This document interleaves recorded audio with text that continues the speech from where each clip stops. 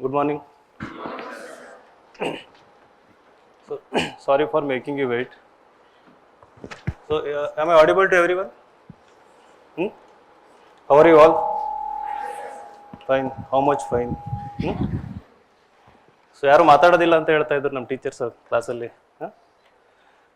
So, they were telling you not that much interactive.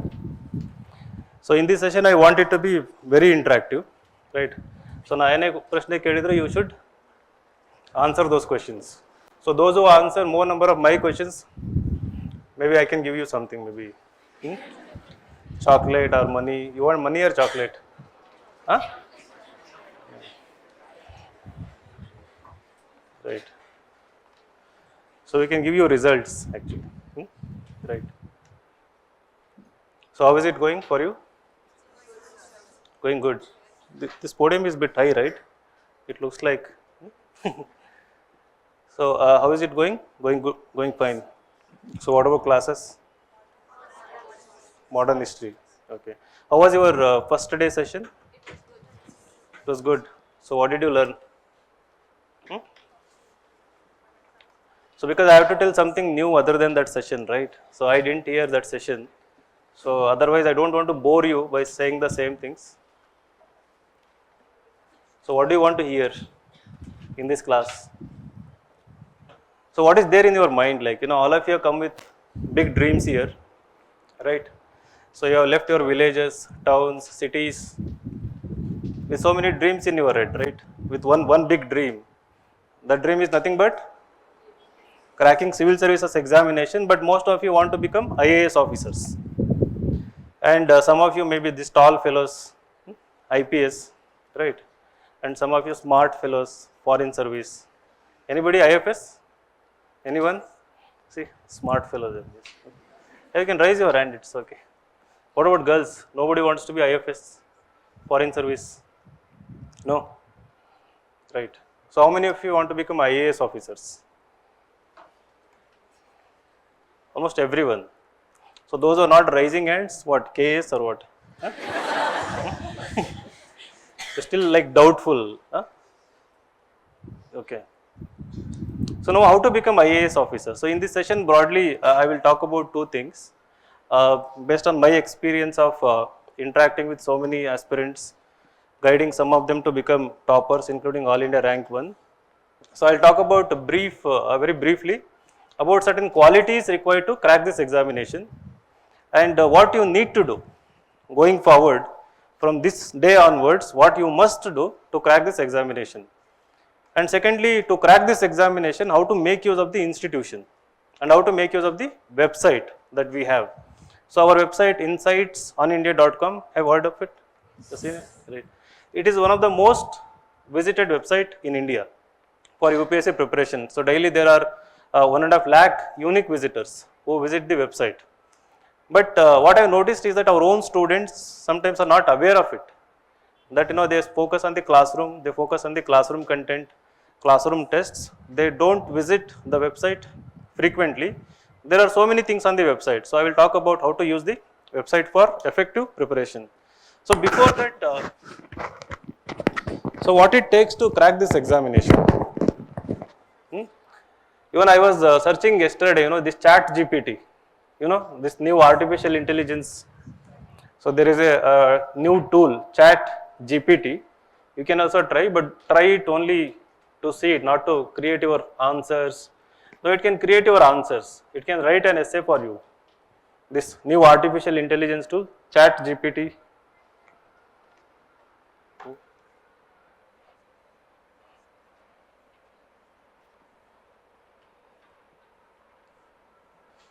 So if somebody hasn't seen this Chat-GPT, just see it, ask it a question.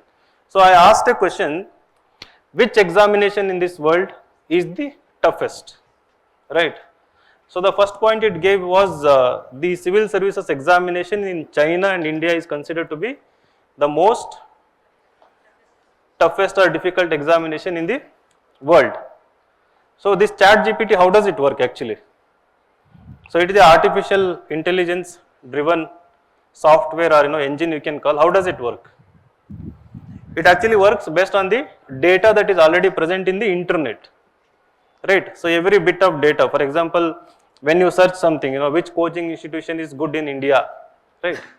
So then obviously you'll get Insights IS, I think, right?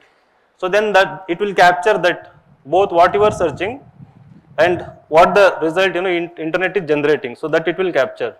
So if you are searching which website is better for UPSC preparation, if it gives a result, it will capture.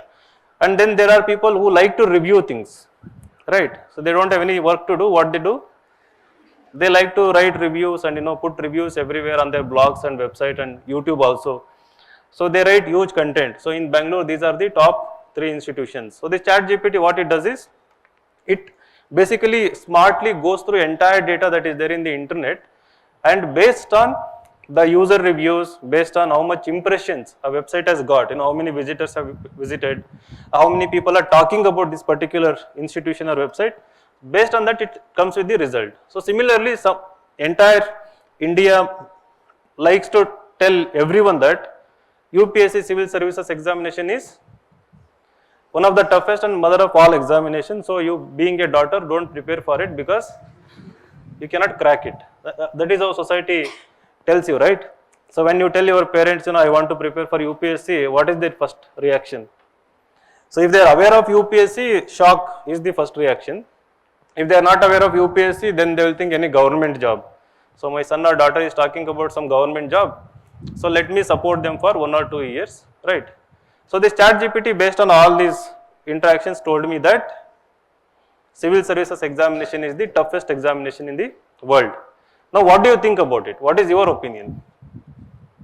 So shurune madilla navu. We haven't started it, right? But what is your impression? What do you think? Because before starting any competition, before becoming part of any competition, you must be aware of the depth of the competition, right? You must be aware of the nature of the competition. At the end of the day, this is competition, right? But being a competition, it has so many dimensions. I will slowly dwell upon all the dimensions here. But I want to know, what do you actually think? Is there anyone who thinks I can crack it with good guidance, preparation, doesn't matter how much difficult this examination? Very good. So that's a confidence yes answer. I really appreciate it. Nice. So I personally believe this is not the toughest examination when it comes to the syllabus of the examination, when it comes to examination itself. But it is toughest when it comes to what? No, not competition. It is toughest when it comes to testing your mental caliber, right? Basically testing your own personality. So if you can withstand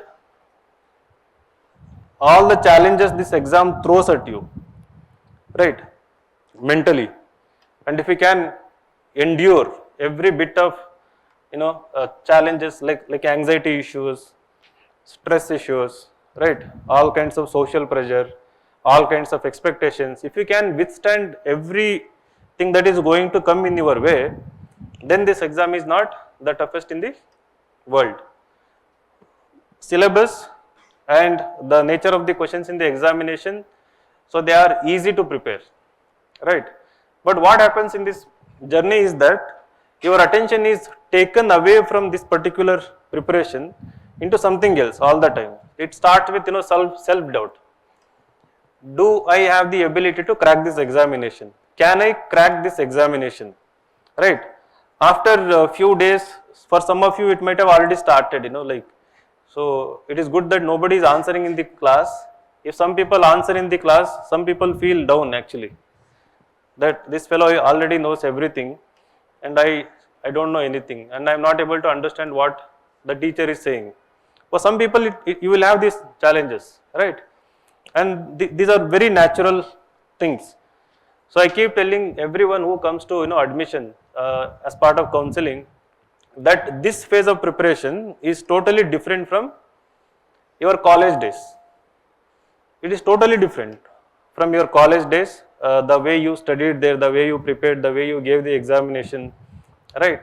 So you know very well how you did, how you passed, all these examinations, especially if you're an engineer, and you know how you actually crack this engineering examination, right? So this phase is totally different.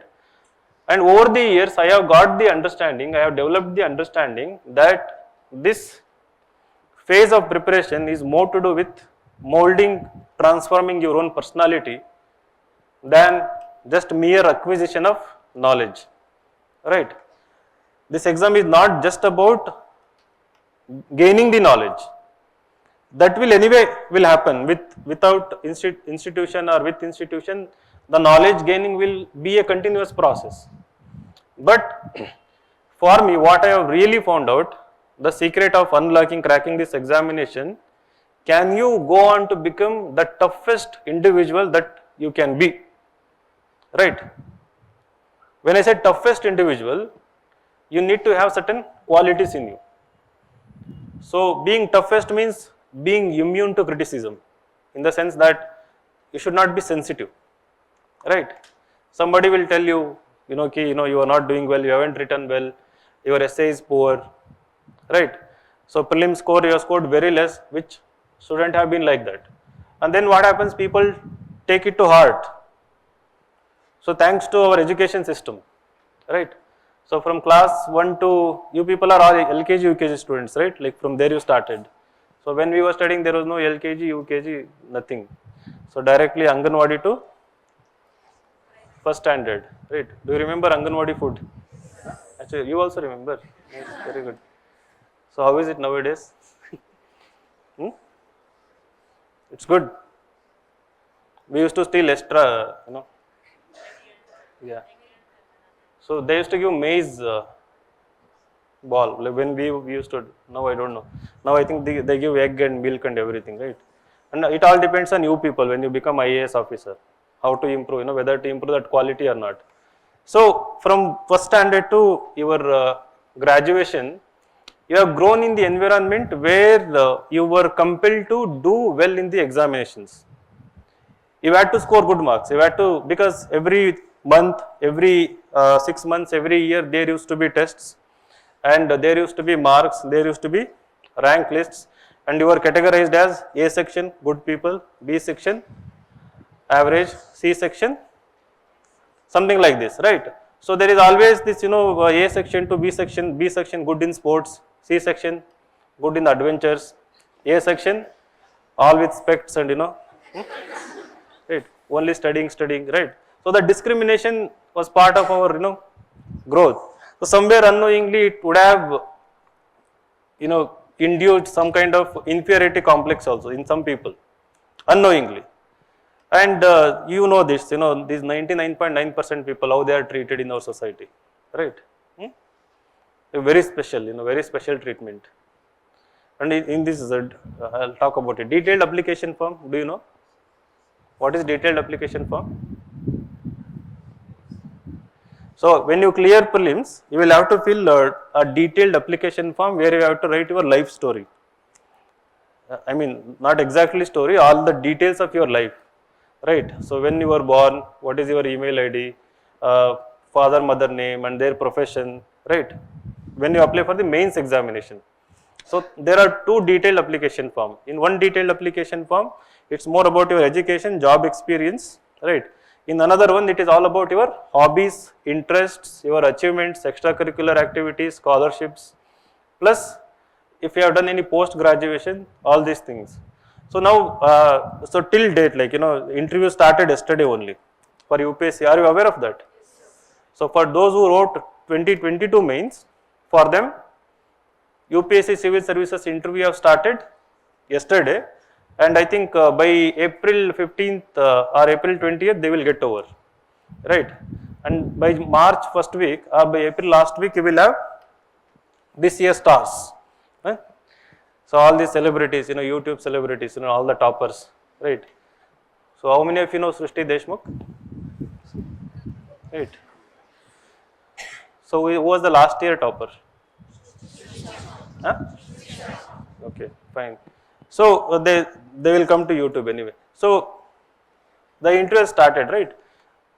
They give these detailed application forms to UPSC, and I have taken 327 mock interviews and 327 individuals. So I started in December itself to guide these people for interview. So among those around 2000 odd people who are selected for interview, 327 people I have so far taken one-on-one mock interview. So I guide them how to prepare for interview, how to structure their answers better, and eventually I think some of you will also become part of that. So here point is that there is this 10th, 12th and graduation scorecard. So where they have written percentages, and so I have seen people 60% to this 99% in that range, right? So there is a correlation between your academic performance and then how well you do in interview. But also there is a correlation between how well you are part of the extracurricular activities, irrespective of your scores in the academics, and whether you are going to crack this examination. But it is slightly little bias towards those who have done well in academics, right? So in their school and college days, if somebody was good in academics, it is slightly biased towards that. But so as I told you in the beginning, if you understand the demand of the examination, and if you treat this as the new phase of your life, new phase of your learning, it doesn't matter what percentage you had got in your graduation, PUC, +2 or 10th. So now you can actually change the things, change the tide in your favor. So for that, you have to be willing, you have to be so determined, right? Like determined to the core to change everything in your favor. If you are not going to do that, if you are going to only get immersed with making notes, reading notes, solving questions, you are not going to crack this examination, right? So how to become a tough person first? Are you a tough person? Like some people will have that feeling, yes, I can withstand any amount of fighting with my mother, my father. I'm a very tough individual. That is good actually, but can you withstand this competitive pressure? Are you willing to do that? Right. So I am asking this question to save my tissue papers in my cabin. You got the point? Right. I am asking this question to save my tissue papers in my cabin. Right. So I don't want anyone to come crying there. Right. It's okay to cry. I mean, there is nothing wrong in crying. But of course, now and then it happens. The thing is, you can prevent it. You can, avoid it if you understand the examination. I hope I am not scaring you. Right. So I am just telling you the harsh realities. Right. Because everybody tells you, read NCERT, read current affairs, solve quizzes. That also I am going to tell you. But for me, what is more important is, it's a long marathon, right? So it is not going to end, and it is the nature of this examination is that the way you studied those 3 days before your engineering examination, right? So those 8 to 10 hours you might have put, like 6 to 8 hours you might have put. So here every day you have to put that much amount of effort for next 2 years, right?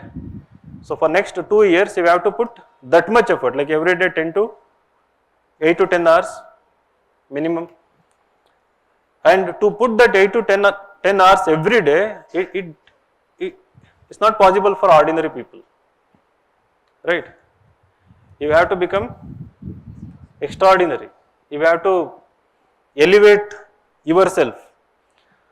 So for that I will give you certain examples how people actually get dragged down, how people actually get deviated, right? So one is, this is not your college, right?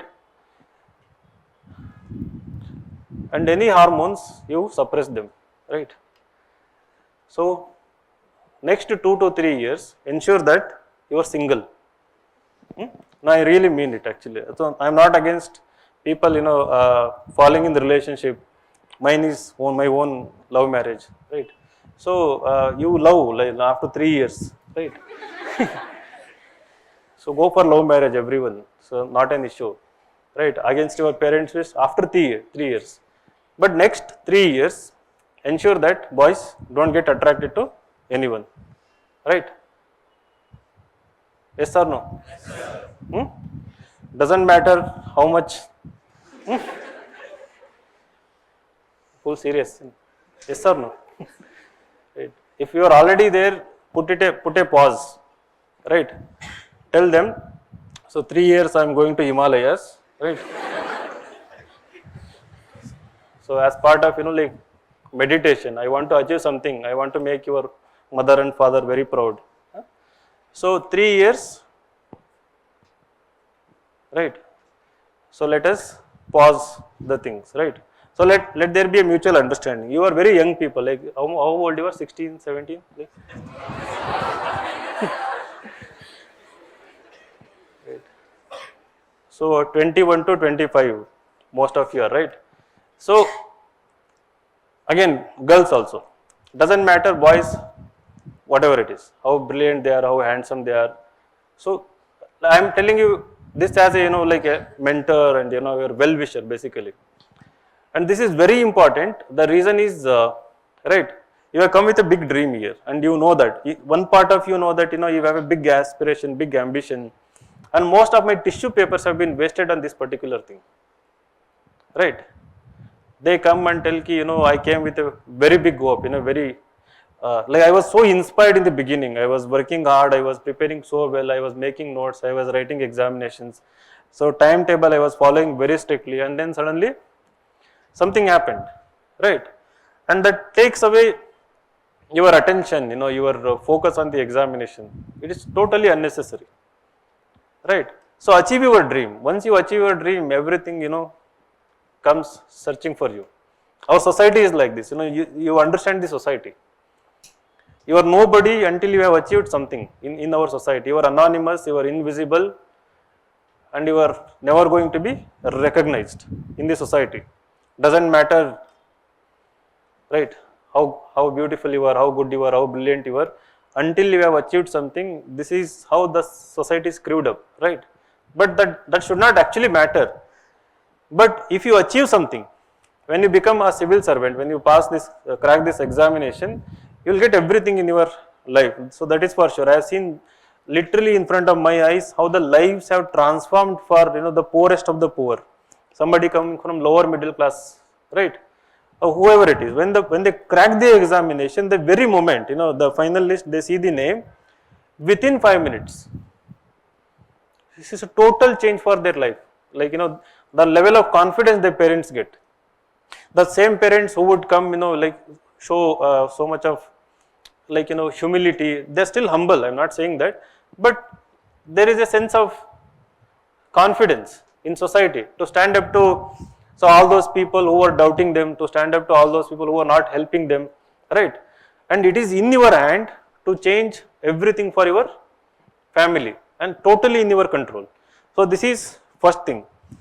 And even after telling this, if something happens like that, right?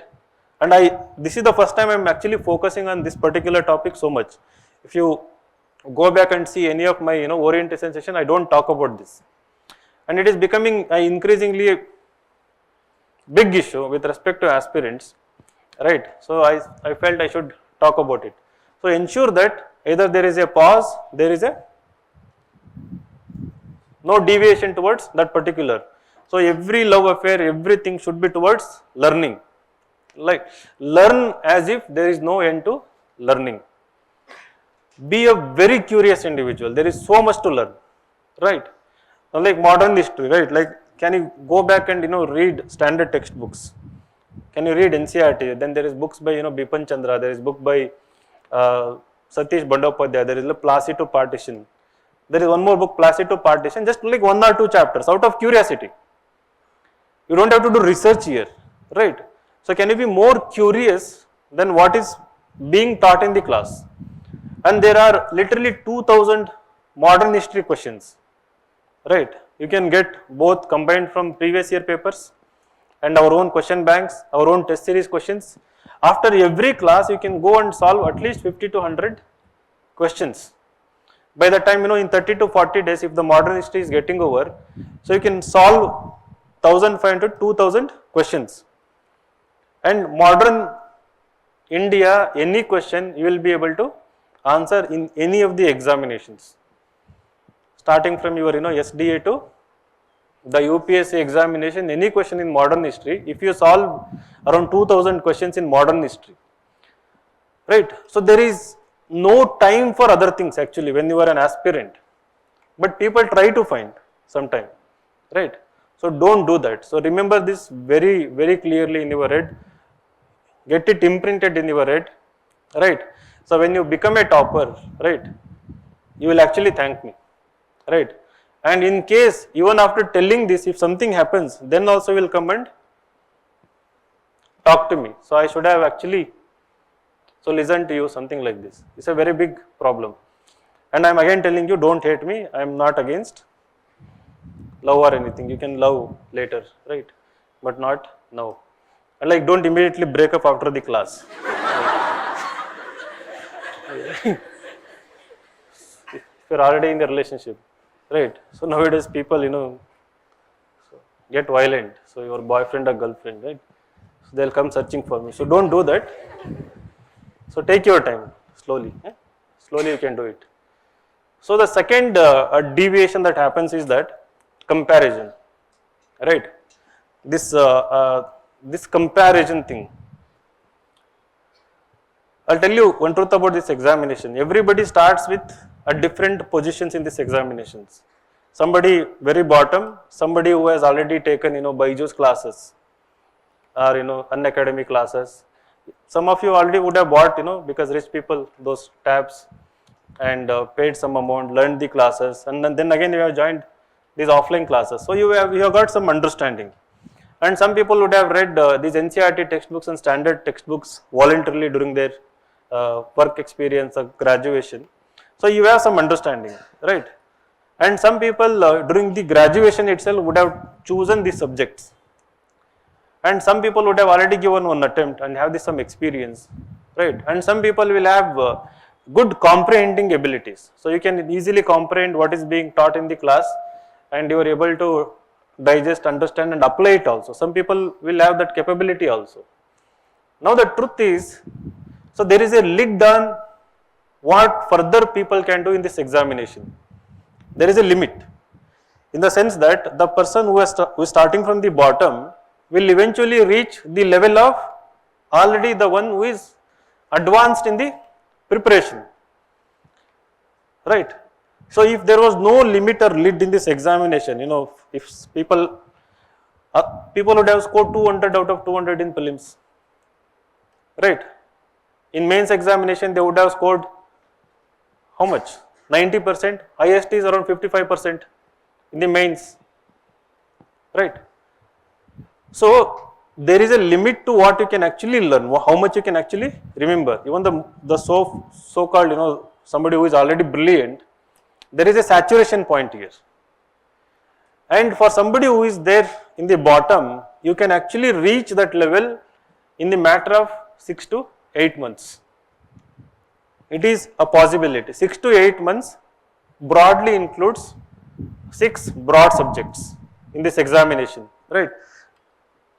Modern history, geography, polity, economy, environment, economics, science and tech. So these are the broad 6 subjects. So if you give 40 days to each, right, like environment and S&T will take less than 30 days.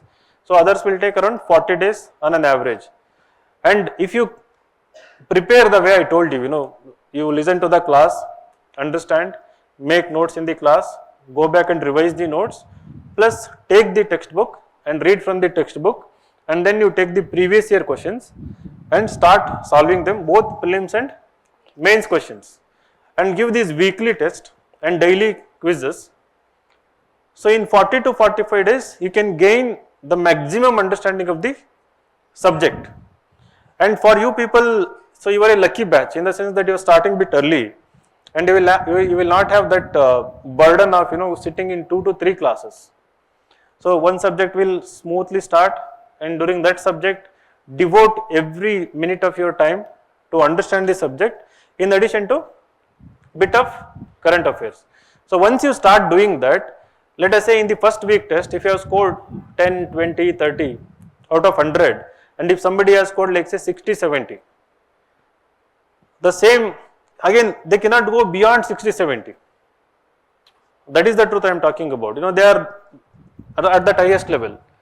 And eventually you will, after 6 or 7 months, you will also start scoring 50, 60 or like near to that highest score.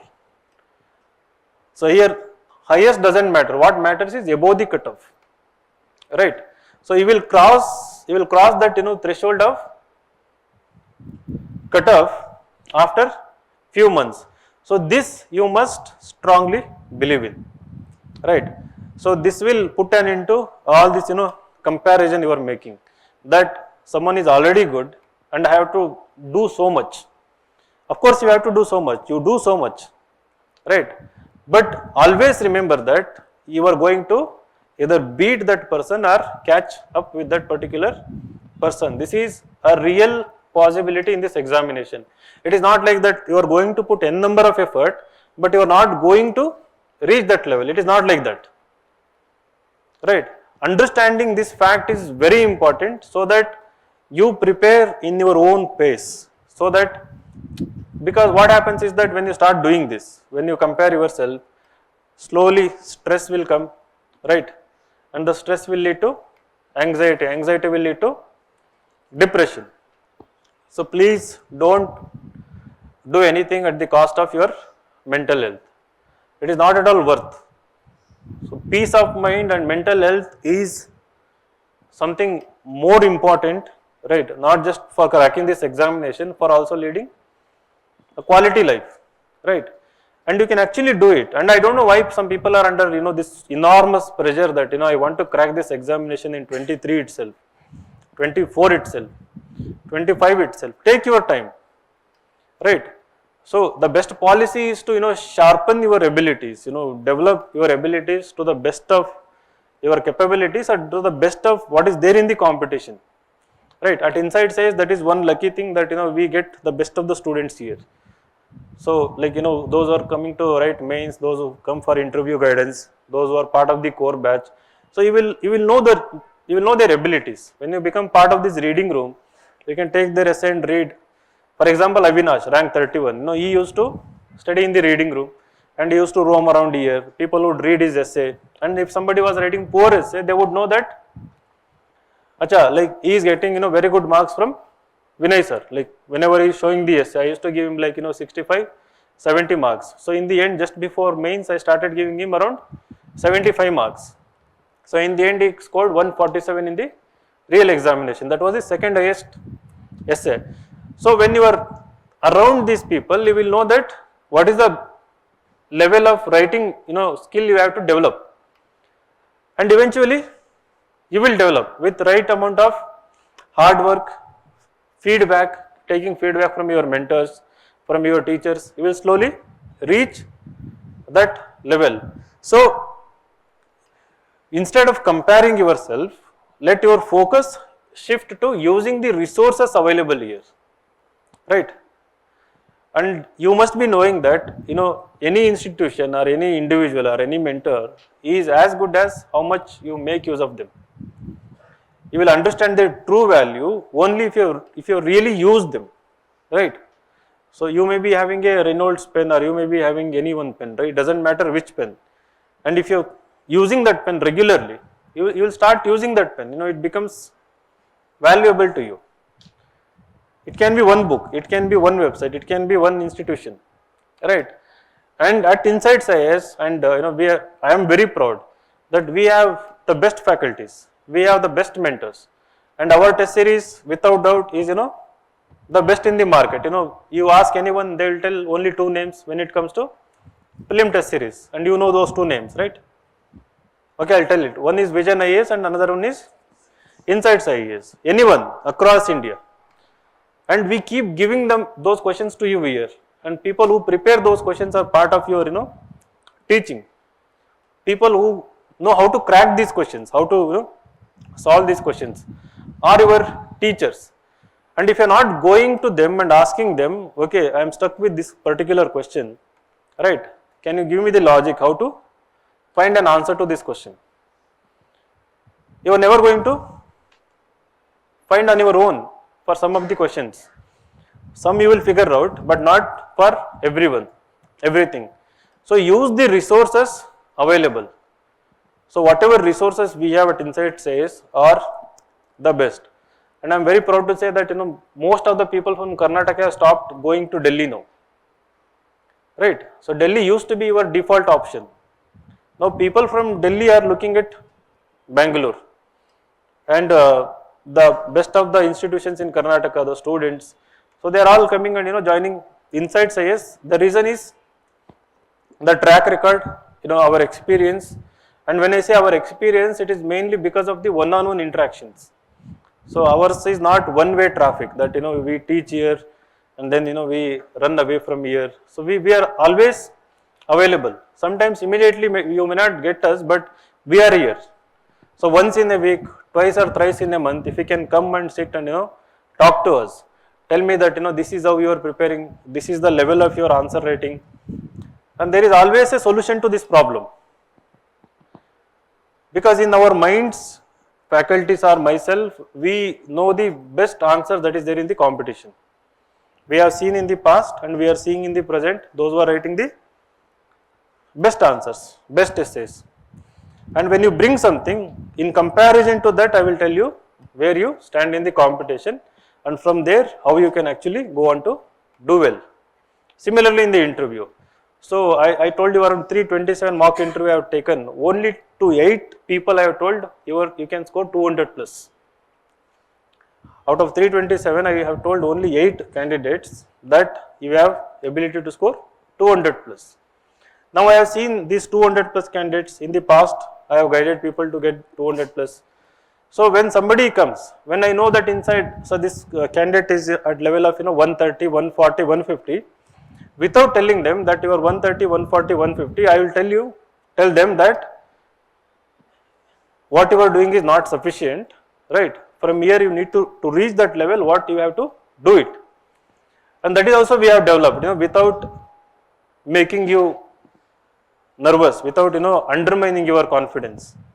Because if I tell somebody that you are at 150 level, I know how much it impacts that particular individual. It will have a deep psychological impact. And if it is coming from people like me, who people might be having some trust, right, thinking that he is good in guiding something. And if some people think that I am good in guiding in essay, it can be any teacher or myself. And if they tell you that you are at very low level, and if they give you a mark, that will have a deep psychological impact. It should not have actually. Ideal way, it actually should inspire you that acha, so this is, in fact some candidates come and tell me that you give me the lowest marks. So you be brutally honest with me, sir. I am not going to get affected by how much you are saying, but I know even then it will have some impact on them. But for those individuals, with a pinch of salt I will tell, okay, you asked for it, take 20 marks if it is essay, right? Or if it is like essay, I start with 10, 20 marks for most of the freshers. It's very rare that 1 or 2 people will get 50 or 60 plus out of 125 marks in the essay paper. So this is how it starts actually, this journey. In prelims, have you given first test? The mock test prelims, 50 question wala test. Okay, so what about your scores? How much? 12. Congratulations. Good. No, you will eventually rise, okay. What about others? How many of you haven't given the test? ಪರವಾಗಿಲ್ಲ ಕೈ ಎತ್ತಿ ಎಲ್ಲರೂ ಕೊಟ್ಟಿದ್ದೀರಾ? So what about your scores? Just sample scores. How much? 34. Very good. Then how many of you got 10? Good. 20? 30? Okay. Around 40? 50s? 60? No. You cannot score 60, right? So one individual raised hand at saying 50 something. So the number is like, it is always concentrated around the average score, like 30 to 40. The real examination also like that. So you will improve your scores. So don't worry, right? So anybody negative? No. So those who are smiling are like, right? No, it's okay to score negative mark also. So far all good. Did you understand whatever I told you? Did you message your boyfriend, girlfriend? No. Right. So another way people get distracted here, in apart from relationship issue, comparison, is by bad company. Here in this preparation, right? So what is he saying? I'm just asking. Did you scold him or what? No. So this bad company will have a deep impact on your preparation. So choose your study mates, study companions very carefully. And how will you know that somebody is good or somebody is bad? The parameter should never be that he is studying better than you or she is studying better than you. Right? So go with their character, go with their personality itself.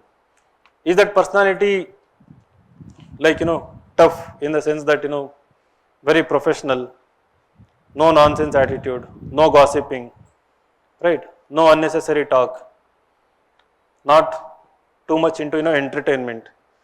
You should have hobbies, watch movies, listen to songs, play guitar, go for sports. That is all fine. But again, not too much into that also. But a personality who complements your own personality. Somebody who do not undermine your abilities, those who do not talk negatively about others, those who will never talk negatively about your own preparation, right? Those who do not compare also, and those who do not try to show off. Especially this is a dangerous category. Some people will try to show off. No, I am brilliant than you, I know everything. Maybe to win more friends or to attract more people. Some people will have that attitude, to show off. In your school, college, you have definitely seen them. So stay away from those people, right? And at the end of the day, you have to be your own individual. Rely on your own self, right? But this bad company will have a lasting impact. So that also I have heard so many stories. So in my opinion, maximum 3 individual ka group is enough. 2 to 3 people. You don't need any group bigger than 2 to 3 individuals. And if somebody, like if you're looking for an individual, like desperately, I need a study partner, that also you actually don't need, right? So you have mentors, you have teachers, right? So you get regular with your mentor, right? So once in a week you meet them, take assignments from them, tell them what you have achieved in this week, get targets from them, try to achieve as much as possible, 50% to 80% of the targets. You are never going to achieve 100% of the targets and never dream that you are going to do 100%, right? 50 to 80% of the targets, whatever it is in this examination. Try to achieve them, go to your mentor, talk to them. So your mentors and teachers can be your best friends. And here everyone is professional. No way they are going to get attached with the students. No way they are going to go beyond the professional requirements, right? We are all like this in this institution. Every teacher and every mentor, right? So you can trust them, right? And our duty is to just ensure that you crack this examination and you go away. And even when you become topper, we don't get attached to you, right? So that is one of my policies. No attachment, no worshipping. When you become rank 1 or rank 2, rank 3, doesn't matter, I don't care, right? So as long as you are in the institution, my duty is to do justice to 2 things, your fees and your trust, right? Enough justice to ensure that you become a topper here, right? And your rank, your result is most important for me and for our institutions, right? Everything we do, every initiative that we take here is only intended to maximize the results. And to do that, we need such personalities, candidates. Everybody cannot be like Nandini KR or like Avinash or like Jaydev we had, right, in the beginning. But you have opportunity, you have a chance in front of you to become like that, even in personality wise, right. So come out of anything, the present personality you have, right. If you're already good, if you believe it is good, we'll find out, right. But if you lack some of the qualities, so try to inculcate them. This is really important. I'll give very small example. So in this class of around 200 people, despite telling everyone everything, right. So if I given 50 students to a mentor, only 5 to 8 people meet them. And another 40 students will never come and meet their teachers or mentors. They have excuses. One may be a fear may be there, right? This introvert, being introvert, inhibition, that what do I talk and something like that. Third, you might think you are like very smart, maybe, right? Smarter than me or your mentor. Very rare, like you cannot be smarter than our teachers. Fourth, just like arrogance, I don't know, or ignorance, or indifference. Some, like I'll do on my own. I know the things I will do on my own, right? So don't do this. Even if you are very smart, even if you have done things rightly, right? You have to come and meet. So it takes a quality within you. That is what I am talking about, transforming yourself. So till now in your college and school, you wouldn't have met your teachers and for guidance or to improve your scores. So don't be like that in this UPSC journey at least. So there are some people who come from Delhi or some different parts of India just to meet for half an hour, right? Even for mock interviews they come from different states just for like to have an half an hour session. And when you students are here in this institution, right, and when we are available, so you have to, so the only reason most of the students come is for discount, right, or some concession or anything. So I don't worry about that. If you are deserving, we'll give that. But the thing is, you should ideally come for guidance. Like I have issue with test series, I have issue with understanding this, I have issue with writing skill. So I don't know how to structure my answers, right? I don't know how to bring ideas into this essay, different dimensions and other things. So how can I do that? So if you come with these genuine problems regularly, we are always eager to help you. It doesn't matter how many students we are going to get, we can always have proportionate mentors. And there are people so who have got ranks in previous attempt and they are also working as mentors, right? They are preparing, but again they are working as mentors. So they are in the best position to guide you, to tell you that what mistakes to avoid and how to improve your skills. Will you make use of them? Is there any individual who doesn't like to meet people? That you don't like to go to them, talk to them, you have some kind of inhibition. She is doing like this. There itself showing, yeah, I am like that. To raise a hand also. Will you all meet? Yes, sir. For what? What? Preparation. See, that is your duty, right? And that is also our duty and your responsibility. More than duty, it is your responsibility. And I am telling you, at Insights IAS, you have a very good chance of cracking this examination within one attempt. We have all the resources for it, for you to crack this examination within one attempt. It's a very beautiful thing, right? To crack this examination within one attempt. And you have enough time for it, 1.5 years from now, to give you a preliminary examination. From there, another 3 to 4 months for mains. So you have around 16 to 17 months, 16 months, right, 15 months to be precise. So you have 15 months in front of you, 15 into how many days? 450 days.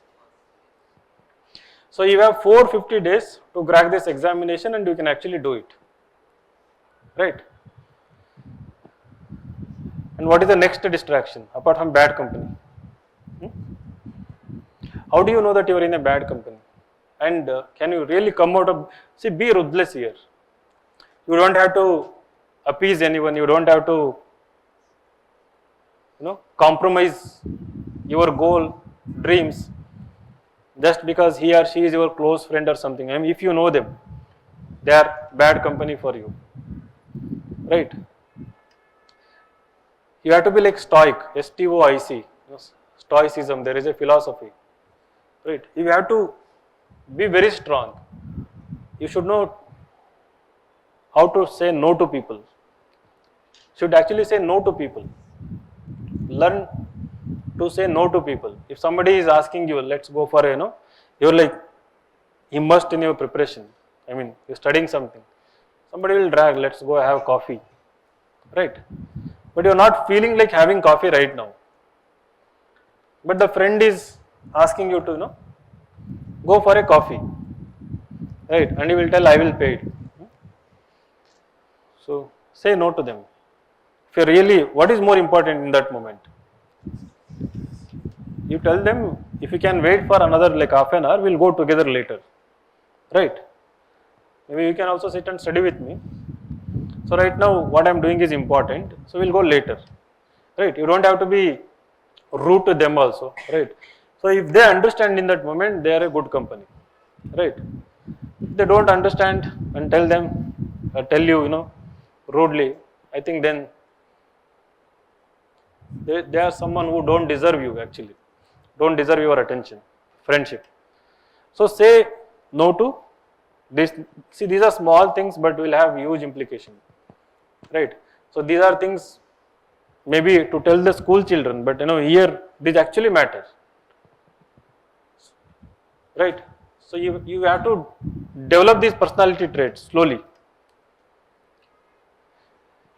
So any gold medalist here in your graduation days? Very good. In which graduation? Huh? Post graduation. Which subject? Geology. Geoinformatics. What about you? BTech CS. Which college? Huh? Vignan University. Okay. What about you? Okay. Which college? Okay. Good. Very good. Any silver medalist? Do they give silver medals? No. Bronze? No. Only gold medal. Will it have gold in there? What? Coated gold. You also have gold medal.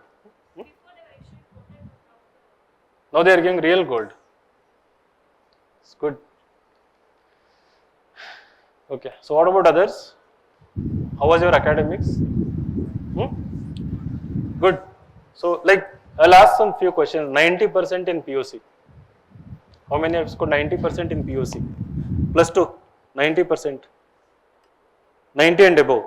All of you are. Good. 80 to 90? Oh, very good. So 80 to 90. Nice. 70 to 80? Okay. 60 to 70? Good. Nice. I'm very happy when somebody is, at the bottom. Like, I mean, not, you're not at the bottom, but when somebody has scored low marks, I always relate to them, 50 to 60? See, very proud, like. Good. Any 40 to 50? Oh, friends? School friends or college friends? I'm happy that you are sitting in the front, not in the last bench. Good. Which course? Huh? BCA. Which college? So you are into more of extracurriculars or what? Sports, cricket, good. Some people misunderstand the extracurricular word. No, I meant by sports and all these things. Fashion show, music, that is good. So all these 90 plus and gold medalist, what about your hobbies and interests? What hobbies you have? Do you have like some extracurricular activities? So how many of you are into sports? Very good. Like music, dance, painting, all of you? Are you still continuing with them? Some of those hobbies and interests? How many of you have the real habit of reading books? Good. So novels or non-fiction? Huh? Novels. What kind of novels? Sudha Murthy. Good. Don't tell me Chetan Bhagat. Right. So those who are reading novels, who are your favorite authors? Can somebody? Yes. Oh, very good. You are English major student or what? Not literature student. Very. Oh, very good. Agatha Christie, Shakespeare. Very good. What about others? Good. Purna Chandra Tejasvi. Then S.L. Bhairappa novels. Do you read? Good. So why I got delayed is that Kum Veerbhadrappa. You might have heard, no? Kum V. So he's a famous author in Kannada. His famous book is Gandhi Class. Right. So actually he came to the institution. So he has written a new novel named Supari. So he wanted to invite me to his book release function. So famous author coming to Insight, so we shouldn't say no. So I went and received it, the invitation. I was very grateful that So you should have this reading habit. What about writing habit? Anybody who write in your blog? Where do you write? So you write poems and other things. Good. What about you? You also write, no? Okay. Anybody has writing hobby or interest? Very good. Where do you write? You do journaling. Very good. What about you? Yes? Prati? What is it? What? It's an app. It's a story app. Okay, very good. So nobody is into blogging? WordPress, Blogspot? Nobody has ever created your own individual blog? Okay. So then I'll come to another truth. Okay. So those who have a strong reading habit, strong writing habit, have the highest chance of clearing this examination. Right? This examination. So reading, especially non-fiction books. Fiction you read, continue to read, but non-fiction books. Like non-fiction book, for example, you might have heard Sapiens book. Right? Some of you might have heard Sapiens. Right? No? Yuval Noah Harari's book. So he has written like 3-4 books, 21 lessons for 21st century. There is one more book by him. So it's a very popular book, so that is why I am giving this example. So non-fiction can be related to history, can be related to geopolitics, can be related to development economics, can be related to environmental issues, can be related to n number of social issues like women related, children related, technology related. So these are the non-fiction books. For example, now artificial intelligence. There are so many books coming on artificial intelligence. So will it create a dystopian future? You know what is the meaning of dystopian? You might have seen those English movies, right? When the humanity ends. Terminator. So when everybody is killed on the planet, that is what dystopian future. Where the life ends and the only robots will rule, the planet is totally destroyed, only few individuals are left, and either they go into space or something. So there are people writing artificial intelligence can create that kind of future, something like this. So these are all thought-provoking books which will add so many perspectives in your understanding of various issues that you are learning as part of the course. So this I am recommending that everyone sitting in the classroom, right? So try to open a blog. It is a free resource. You don't have to spend. It's just like opening a Facebook account, right? A blog. So you can visit wordpress.com. WordPress.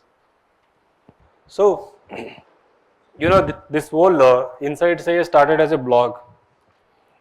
In 2006, I opened a blog, right? So my father gifted a small computer. So I always used to read so many books. This is fiction and non-fiction, but I wanted to write also. I studied in Navodaya school, Jawahar Navodaya Vidyalaya. So there we had wonderful English teachers who would encourage us to write something, right? So I was fond of writing. So when I discovered that internet has come up with this tool, that anything you write can be read by thousands of people who visit the internet. So it was exciting. I started writing small things. And later the same blog got converted into Inside Science website, and I never imagined that someday I would stand here and have our own classroom or something like this. But beyond that, it also helped me score 2 times highest marks in essay paper also. So at that time when I was writing, it used to be out of 200 marks, right? So I used to score 120, 121, which is equal to 150 to 160 what people score right now, right? So even GS also, the marks used to be decent only for I was not doing answer writing practice. So it was general writing about anything that was coming to your mind, right? So you who is dreaming big, so should also think big for this examination. So there is always a small writer within you, right? A small curious individual within you who would like to explore the world more and more. You have to give freedom to them. You have to give wings to them, right? You have to allow that self within you to flourish more and more. So don't think this examination as just a boundary where everything ends within the syllabus, right? So now the trend is that those who are into strong extracurricular activities, right, also show strong learning abilities when it comes to preparing for the examination. So my suggestion is that have a target of at least 40 to 50 books by 2024. Worst case minimum 20 books, but have a target of 40 to 45 books to be read by 2024. It can be any book. It can be Kannada books. It can be Kannada non-fiction books. Like Purna Chandra Tejasvi has written so many books on wildlife, wild animals. So many translated works in Kannada also. And there are so many non-fiction books in English, right? So if you want, we can share the list also. And we are also starting for the first time. No coaching has done that. We are starting our own small library where we will start lending you books. We have named it as Wisdom House, right? So we can lend you books. So you can take those books, read them, and you can actually give them. So all you need to devote is 1 hour every day, right? Maximum 1 hour. So it doesn't require more than 1 hour also, right? And even if you get carried away with the book, even if you have spent, let's say, 2 to 3 days continuously, even then it doesn't harm your preparation. They will definitely add a new perspective. And when I ask questions in the interview, very few people can actually think out of the box. Very few people can actually think out of their notes. And very few people actually can think in the interview. They go blank, right? So I will ask a random question here. So those who answer that question here itself, I will give you 500 rupees. Ready? Yes? No, it's a very, very ordinary question. Ready? Okay. So what is the relationship between Indian culture and Indian democracy? I want 3 crisp points from you. to put it simply, how is Indian democracy getting benefited from Indian culture? You take your time, 3 minutes, 4 minutes, 5 minutes, give me 3 points. Or if you want to use your pen, you can try to write also, note down. It's a simple question. You know what is democracy and you know what is Indian culture. I want you to tell me how Indian culture is helping Indian democracy. It's one more simple question. And all of you know the answer. The issue is thinking. So you don't think in that direction very often, like regularly. So who is ready?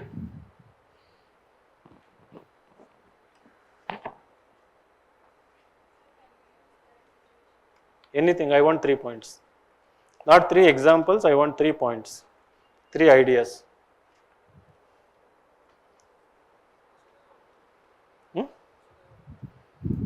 Of course, like I want 3 points, proper points, not one word, keyword.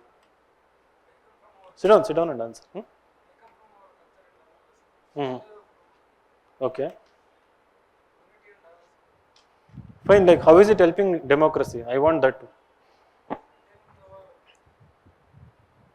Correct, you are right actually. No, you are right actually. You organize your thoughts and tell. It's okay. Take time.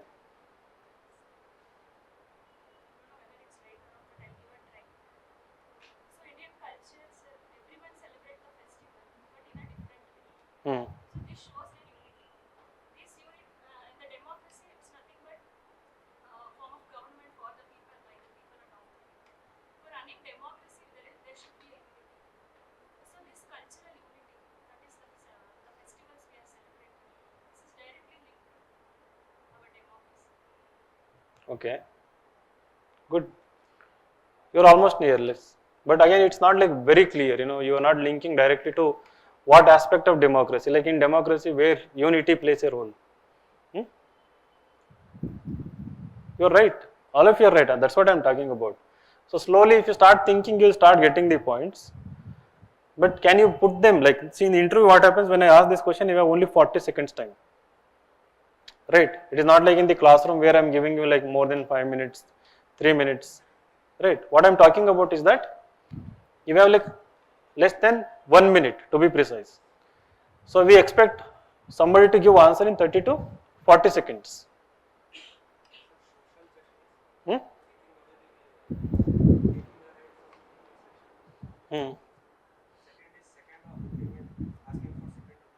No, they elaborate the point about social justice.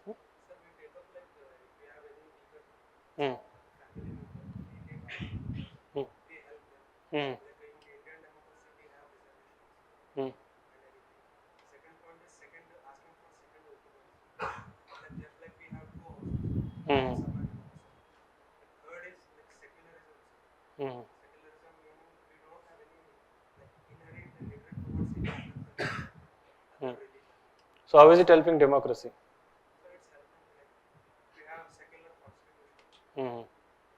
Good, very good.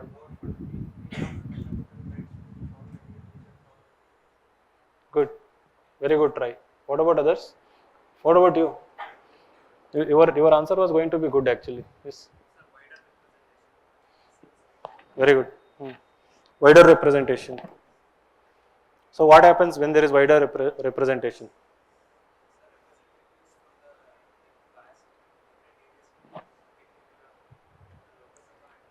So they will get, now how does democracy benefit from this? That is the question.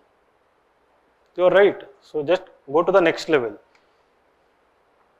So you have diverse people coming and then?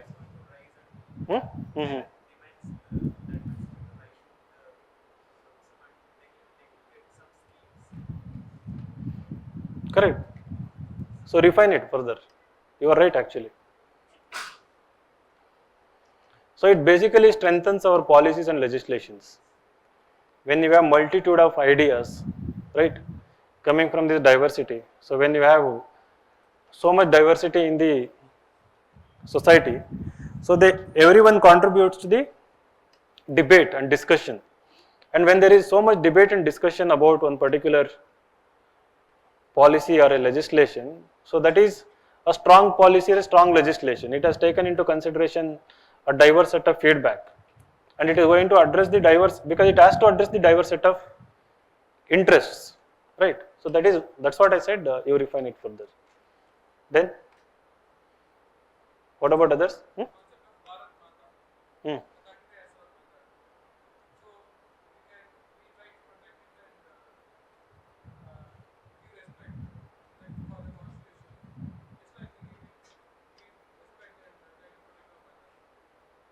Mm-hmm. Very good. Of course, he has a point. Like what he's saying is that the part of the culture, respecting our elders, respecting our mother, right?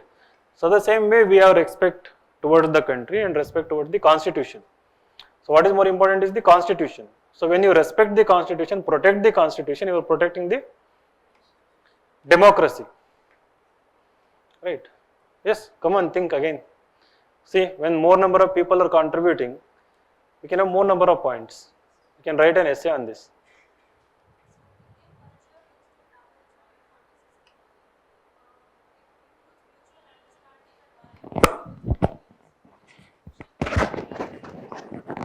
Okay, good. So beyond family values,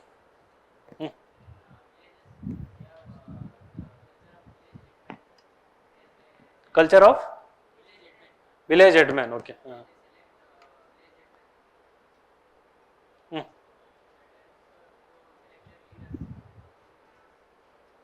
So basically, you are telling there is some amount of democracy already within our culture at grassroots level, and that has again further strengthened our democracy.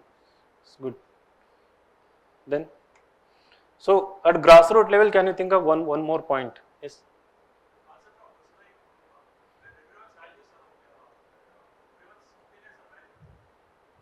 Hmm.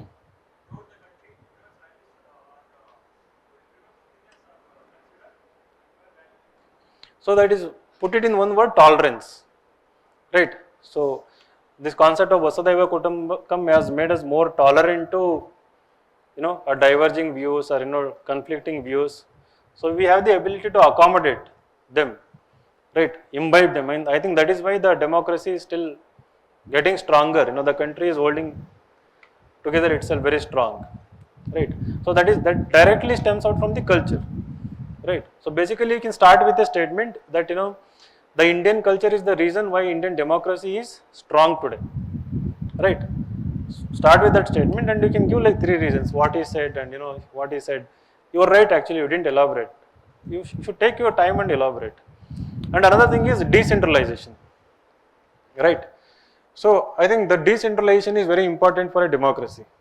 The more decentralized it is, the more voices will be heard, the more beneficiaries will be served, right? So because of diversity, Indian democracy had to be decentralized, right? So no ruler can centralize the power in Indian democracy. So our diversity won't allow for it, right? So that is another reason why we don't have totalitarianism, authoritarianism, or dictatorial tendency. Even if somebody moves towards that, it cannot happen in the Indian context, right? So something like this, that the thing is, so to whom we should give 500 rupees. So I'll give 100 rupees to 1, 2, 3, 4, 5, 6, 7, 8. Okay, after the class, I'll give 800 rupees. So good. See, you people are opening up now, right? So that is very good. And now those, you want to say something? Yes? Sit and say it's okay, it's not a school. Hmm. Hmm. Survey jana sukhino bhavantu. Okay. So having that what value as part of for culture, we were able to help. So that is like that's what when the COVID crisis was happening. One health concept came, and the whole of society concept came. To approach this pandemic, we evolved a concept known as whole of society. WHOLE, whole of society means it is not just the government that should do their duty. So every section of the society should come together and do it. And the society will not come if in its culture we don't have these values, right? So basically that's what, again, it's part of democracy, because so we know how to mutually help each other. So we are not going to divide each other. So COVID is a small example for that, but bigger example is helping ourselves, choosing the government we want, right, the leaders we want, and either voting for a policy or voting against a policy, right. But nowadays these things are under threat, and that's a different story, and I think your polity teacher will discuss that. Okay, so why did we come here? Yes.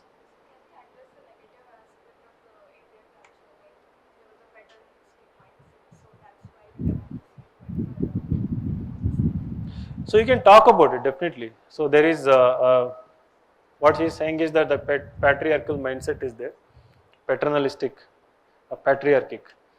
So that also has a negative impact in the way of representation of women, in the way of not hearing the other 50% of the population, and in the way of having dominating attitude, right? So but slowly, I think the situation will definitely improve, right? So first 3 ranks in UPSC are by women, right? So then I think in top 10 now we are having like 5 to 6 ranks by girls. In top 100 we are having nearly 40 to 50 of them.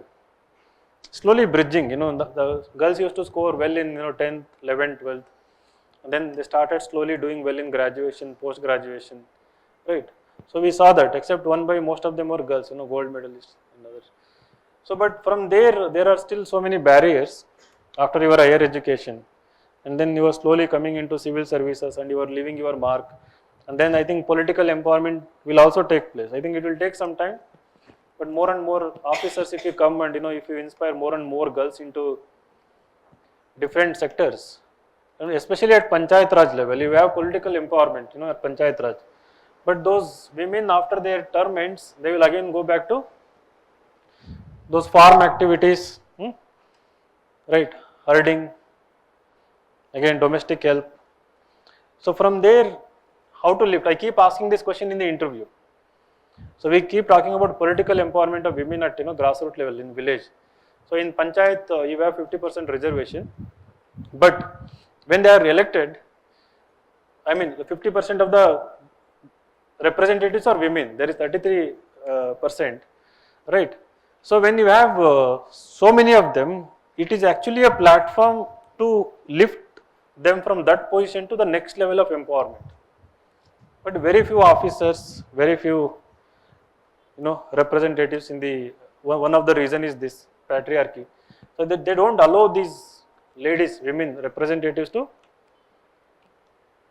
further get empowered. And when you become IAS officers, you can actually do it. You can give them platform, you can train them, you can skill them, you can motivate them to stand for taluk level elections, Jilla Panchayat elections. And there are so many cooperative related elections will be there, right? So I think it all comes from desire to bring change from within. Okay, so the point we started this discussion is that about thinking. So if you want to develop thinking, you have to develop first reading habit and then the writing habit. And don't get tired only with answer writing habit, but also develop other writing. So see, this is very simple, okay, whatever it is. So I love this website because this is something which gave me bread and butter and good car to drive. So very simple tool. It was just a free website. I don't know how I came across it. I just opened my website. First URL was win2win.wordpress.com. WIN2WIN dot. The fun thing is, if you search that will now bring back to insightsonit.com. That URL redirects to. So way back in 2006, some of you were like 6-year-old, right, 7-year-olds. So I just randomly started writing, it really helped me immensely, right?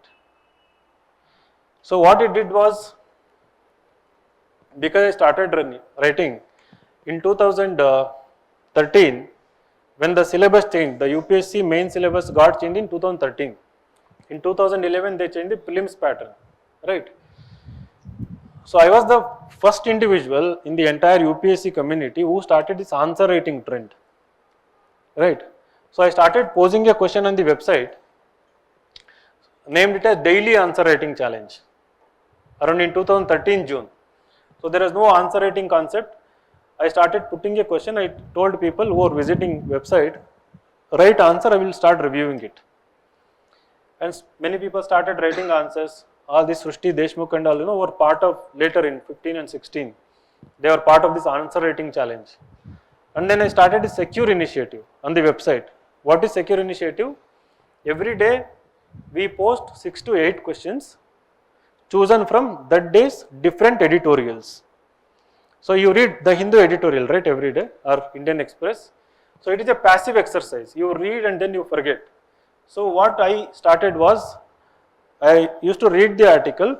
From there I would frame a question that would not require you to read or get the content only from that article, but also get content from different articles.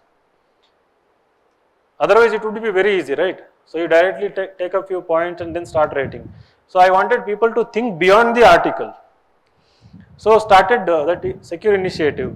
So in 2013, because nobody had started something like this, so many people wrote answers, and everybody who wrote answers scored really well in the mains, and in fact so many of them actually got good ranks. In 2013, even before we started this offline Insights IAS. Now if I go to any part of the country, people will come and tell. They are totally strangers, they tell and they show gratitude, saying that if it wasn't for that initiative of daily answer writing, I wouldn't be IAS or IPS. And in 14, we started this offline, and where I motivated people to write minimum 2 answers, maximum 6 answers every day, right? The questions were there on the website, right? So you just had to visit the website, pick any 2 to 3 questions and start writing the answers. And my own writing on this blog motivated me to start this initiative, gave me that idea that on the website we can start this free initiative where anybody can come and start writing the answer. And then later we institutionalized, we started this OGP, daily answer writing, weekly answer writing, right? So if you want to come out of the fear of writing, my suggestion, just open, like it's very easy, you can continue with Google, or just enter your email ID and username, you go and open. It doesn't take more than 2 minutes. Name it whatever you want, right? It can be your name, your village name .wordpress.com, right? Do it today itself. And then at least once or twice in a week, I'm not asking you to do daily, write anything that comes to your mind. Nobody has to read, you can keep it private also, right? In your dashboard you can make this post as private, that nobody will read. If your writing is good, you can keep it public also. There will be comment box. But don't get carried away here.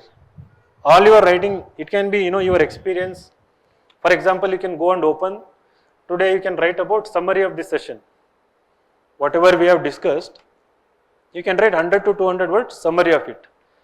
Or if you have read an interesting article, editorial or anything, and on that, it usually happens, right? When you are reading article, you also have a parallel thoughts. It happens to you, right? When you are reading the article, there is also a parallel thoughts running across your mind. So those thoughts you can actually put.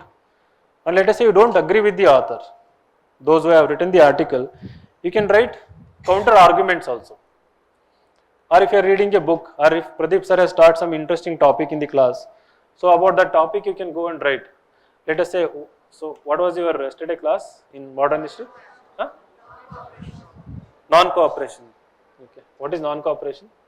What is the difference between non-cooperation and civil disobedience movement? Not taught. Huh?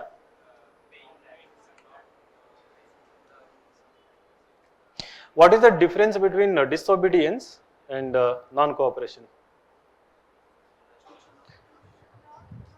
These are just two words, right? English words. Hmm? Hmm. Disobedience is not basically obeying one's orders or rules, regulations. Any rules you have, you want to be, don't want to obey them. You want to violate them maybe. So non-cooperation is. Hmm? So you may obey the rules, but you don't want to cooperate with them. So you are not showing any kind of cooperation. Okay. So whatever it is. Now, can you pick up, these kind of topics and write your opinion on them? For example, let us say this, you have this popular opinion about non-cooperation movement. Gandhi calling back, non-cooperation movement in the light of Chauri Chaura incident. So many people say he was wrong, and so some people say he was right, and he had his own justifications for doing so. Now you can go against Gandhi and write. It's okay. Or if you want to say what Gandhi did was right, why personally you think what he did was right? Just write like 100 words. Forget it, right? Like in your Facebook, Instagram, don't see how many people have liked it. Nobody. Like next 1 year, nobody is going to see it. Nobody will know that it actually exists, right? Only after you have written like hundreds of posts, Google will start indexing that website, and if your content is really great, it will start coming on the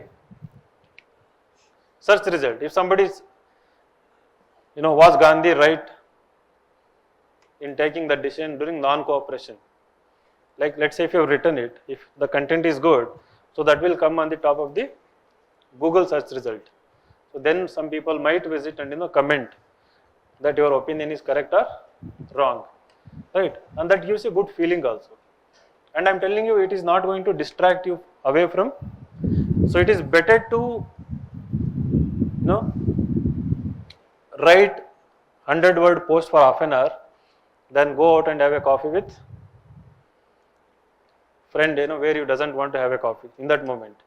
So it is a very healthy hobby, and you can proudly put in your detailed application form, blogging on history, blogging on social issues, blogging on technology. So everybody has interest, like computer science. So on computer science, there are so many issues are happening. You can just write something on computer science, right? On geoinformatics. So if there is a new development, you can write on geoinformatics, right? So all it takes is half an hour of your time and some amount of thinking. And the bigger benefit is that you will start thinking uniquely. You will develop your own individuality, your own distinct personality, and that originality will be evident in the answers you write, especially the introductions and conclusions. And in the entire essay, that individual stamp will be evident. So this is what I have noticed in people who have scored in my institution either rank 1, rank 5 or rank 31. I expected Avinash to score rank 5, below rank 5, I was telling him. But unexpectedly he scored 20 to 30 low marks in the law optional than the expected. So he scored around 265, I think. We were expecting 290 something, going by how it was done in the examination. So if it was 290, his rank would have been in the top 5, right? And the quality these people had was, for example, Nandini Kyar, she was voracious reader of Kannada novels. So anything that was outside the syllabus, she had read so many books in Kannada literature, right? And that helped her score highest marks in the Kannada optional. And her essay and GS1 answers were really good because of Kannada literature, reading habit. So in Kannada literature, you have the Sanskritika Charitre. There is a part. So if you read that, art and culture, you can write brilliant answers, right? So that year, unfortunately, there were difficult questions in the art and culture section. Because of her strong Kannada literature knowledge, she did well in those questions and she scored highest marks in the paper on that year. Like 20, 30 highest than the rest of the competition, right? and she had very strong writing habit, journaling. So they actually helped, this is scored 193 in the interview also. And Jaydev, very good reader, even now whenever he comes and whenever he talks, he tells me every week he reads one book, minimum one book, even now as an IAS officer. And even when he was preparing, even then he was doing that. So reading was just part of the process. Avinash, he had read so many books, and that is why his essay always used to stand out compared to the crowd. Right? See, these are the things people won't tell you everywhere. Your YouTube videos, people won't tell these things. And because of the understanding of the examination, depth of the examination, I am telling these things, and you should do, and you should pursue these kind of, and these are not going to, and these are stress busters also. So when you are worried, when you are stressful, you can take up a good book, you can read 1 or 2 chapters, and they have direct and indirect impact on your performance in the examination. Will you do? So how many books you will read? By 24, 40 to 50. So you can start with the Sapiens book, right? Sapiens.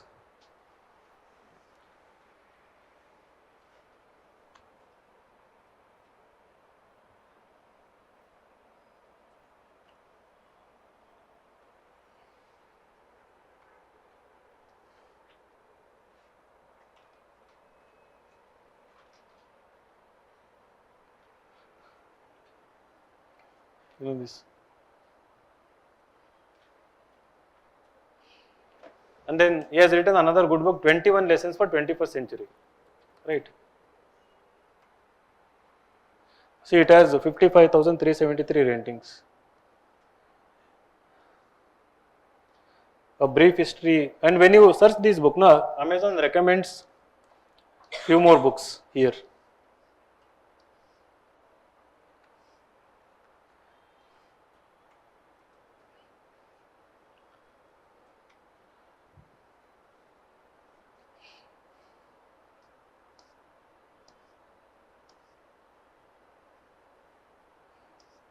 So he has these 2 more books, the 21 Lessons for 21st Century, right? That book. So you can buy it today in any bookshop, right? Take your time, entire month, just half an hour every day, you read. The 21 lessons, if you read 1 lesson every day in 21 days, you will complete that book. And after reading that book, your thinking will change about so many things, right? So the being UPSC aspirant is not just about reading your history, geography, polity, economy, environment, art and culture, SNT. It's also about widening, deepening, diversifying your thinking abilities. If you do that, I can promise you, right, in first attempt, I will guarantee a rank for you in the very first attempt. This prelims course will improve, okay, there is no doubt about it. But when it comes to writing distinct answers, writing distinct essays, you should definitely have little bit of writing habit and reading habit, okay. So please take it very seriously, and it doesn't matter whether you are aiming for one government job, KPSC exam. So be ambitious. This is going to help you in your life. And tomorrow as an administrator, you will be respected more. Now Jaydev is posted as Joint Collector of Varanasi. Varanasi? Why is it famous? Huh? Yes, of course, Kashi Vishwanath temple, and then it is Prime Minister's constituency. Prime Minister's constituency, the highest level of scrutiny goes to pick a candidate to be posted there. That if an IAS officer, at highest level intelligence, highest level scrutiny goes to put an officer there, right? You don't randomly get posted there. Got it? So it is because they have noted, his thinking abilities, reading ability to get maybe work done also, writing. So it will help you as an officer also later. So they will be directly in communication with the Prime Minister office, right? 5 years ago, sitting here inside IAS, and now directly having communication with Prime Minister, right? He's not a. So I have another student, rank 8 in 2014, Nitish K. He is from PES college. So he had mathematics optional. He got All India rank 8. So now he is the deputy secretary in the finance ministry in Karnataka, right? He was brilliant in mathematics. So beyond the syllabus, right? So, and a very no nonsense person, absolutely professional. So he was hand picked, and he is put in the finance ministry. Every bill that is more than 10 crores in the entire Karnataka should first go to his desk, and then they will go for clearance, right? And every week he directly sits with Chief Minister of Karnataka and meets with, there are other two, three senior IAS officers and he himself, right? And in, let's say like 7, 8 years ago, unimaginable, right? So your prospects in the career are also decided how you build your personality during the preparation also. So there are mediocre officers, useless people are also there. They think that getting IAS itself is an achievement and then stop growing. They won't grow. They will enjoy, getting a good Innova Krista car, right? And they want a good, quarters, free 5-star hotel meal, this and that. There are some people, they are happy with that thing only. And there is a set of officers who are ambitious, they want to really build the country, develop the country. They really want to solve the issues, right? And that kind of big thinking you can develop only by, by reading and writing different stuff written from brilliant authors, right? So otherwise you will always think small and then life will be a mediocre, You will never realize your true potential, that what you have actually. And there is an opportunity in front of you to develop it fully and crack this examination, right? So there is so much to talk actually. So I will end this part of it here. So now coming to websites, what you need to do on day-to-day basis, there are like 3 initiatives that you must compulsorily follow. One is current affair quiz, right? So what is the name of initiative? Can anybody tell? So what is the name of current affair quiz that we post every day? This current affair is a very big problem in UPSC. Everybody is worried about current affairs. The best way to read current affairs, the newspaper, but to remember it, and every day we post 20 multiple choice questions on our website. There are 3 initiatives. One is known as RTM, revision through MCQs, RTM. So we post how many questions in RTM? 10 questions daily, 10 MCQs. And there is another initiative, QED, QUED, questions from editorials. QED, QUED. So I think it will come.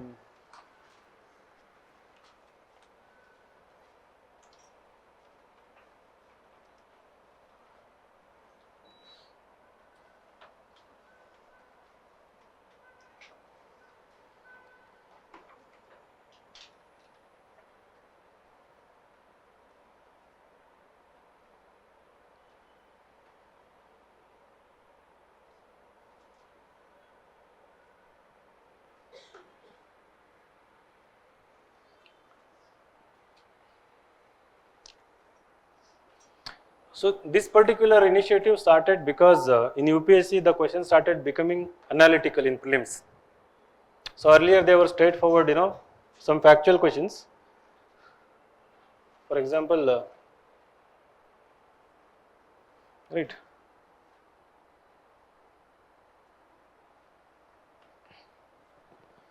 So there is a question, 4th industrial revolution is a collection of which of the following technologies?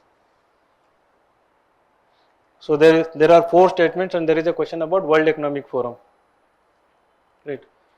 So these questions are picked from today's editorials, right? If there is an editorial on what is happening in the World Economic Forum, if there is an editorial on fourth industrial revolution, that is something related to artificial intelligence, we frame a question on them and post them here. And when you solve the quiz in the end, so when you say quiz summary, you will get detailed solution with links to articles from where they are framed, right? So this is QUED. Compulsorily do this initiative after reading the editorials, whether you read it or not, do this. And then there are 10 questions related to yesterday's current affairs. RTM is revision through MCQs, revision of yesterday's current affairs through 10 MCQs, right? If you read yesterday's current affairs, solve these 10 RTM questions. So yesterday's current affairs you can revise. And then there are daily 5 current affair quiz questions, today's. So combined you have 20 current affairs quiz questions. In a day 20 questions, in a month 500 questions. Leave Sundays. You leave Sundays around 500? Yes or no? So in a year 7,000 questions, right? So in a year you have 7,000 only current affair questions on this website. And if you start today also, by the time you write the prelims, you would have solved nearly 8,000, right? 8,000 current affair questions, which means I won't tell 8,000 current affairs will cover 8,000 issues. Even if you take like 500 issues, even if you take 600 issues, they would have been covered comprehensively from every possible dimension in this quiz. So my sincere suggestion for current affairs, don't go for any other magazines, right? So we will have weekly class, that is for you, that is only to satisfy you. When it comes to current affairs, what we post on daily basis, the primary source is newspaper. You can never understand current affairs without reading the newspaper. So my suggestion, even if you don't read our current affairs, but every day read newspaper, hard copy. You take the paper, you read original paper, understand on your own. So don't go for shortcuts on YouTube, summaries and editorials, right? You can do them later for revision, but not as your primary source of information. You should develop on your own reading and then understand them, write a small blog post, and then rely on this current affair quiz for your prelims current affairs preparation, right? If you revise all these 8 to 9,000 questions 2 to 3 times, in the entire preliminary examination there could be 30 to 40 current affair questions, right? So what percentage of these 8,000 questions constitutes 30 questions? 30 question is what? Any CSAT expert here? 30 question out of say 7,000 questions. To make it easy, 35 questions out of 7,000. How much? You can calculate. What? Is it 0.01 or 0.02? How much it is? 0.05. So don't you think there is a 0.05 probability of these questions coming from these 7 to 8,000 questions? In my opinion, there is a 10% probability, more than 10%, right? So when you solve all these quiz questions, you can get every single current affair question in your preliminary examination absolutely right. Thereby itself you can score 70 to 80 marks in prelims. It is that simple. People complicate, they want to read, they want to buy all the material available. You have gold in front of you, right? But you don't realize the value. That is what I meant in the beginning. You have institution and resource. See, it applies to, if Insights was not there, it applies to another website I'm not just boasting about inside IAS. If you are a student of another institution, if they recommend another website, if you solve their own quiz throughout the year, then also returns are very high. But our standards are bit better and it is all easily available, right? Because everybody wants to buy iPhone, right?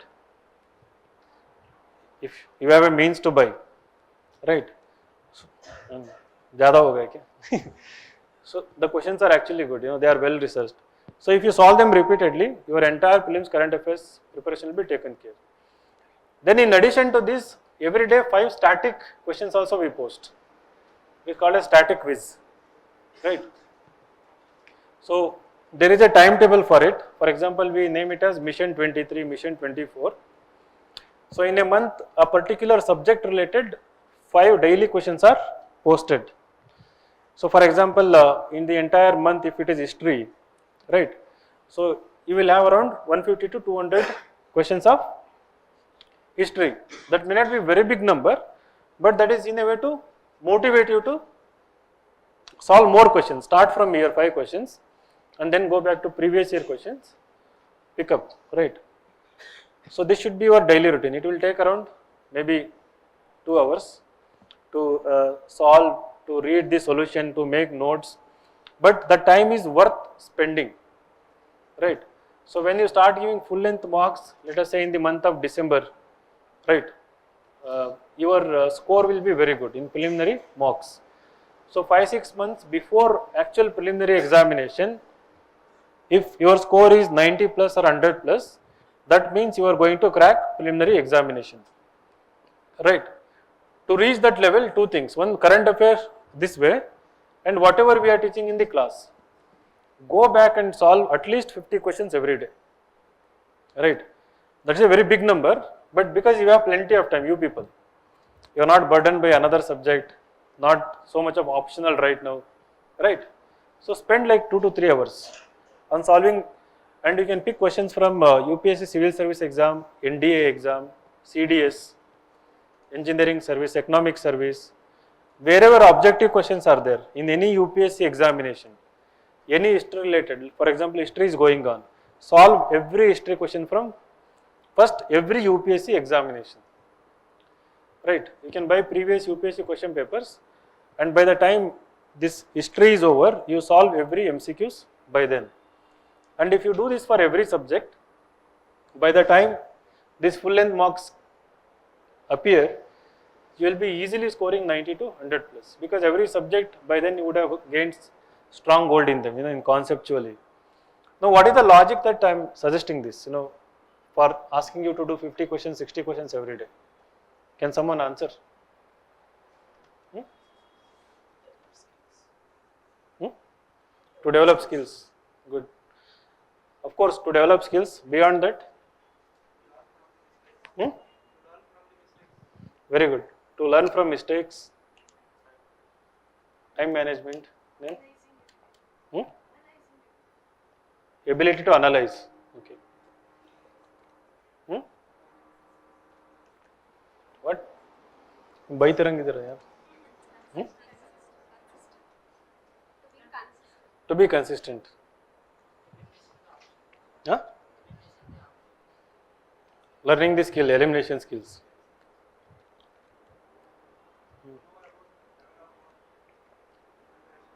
To know about your level of preparation. So all of you are right. But the bigger logic is that, so let us say a non-cooperation movement, you have solved 50 questions, right? So in the examination, if there is a question on non-cooperation movement, even if you haven't solved that particular question as part of these 50 questions, 50 to 60 different ways of eliminating those options, right? So that is what elimination skill. So if you have exposed yourself to 50 different dimensions of non-cooperation movement, when there is a question on it, you know the answer actually, without reading it, without reading about it.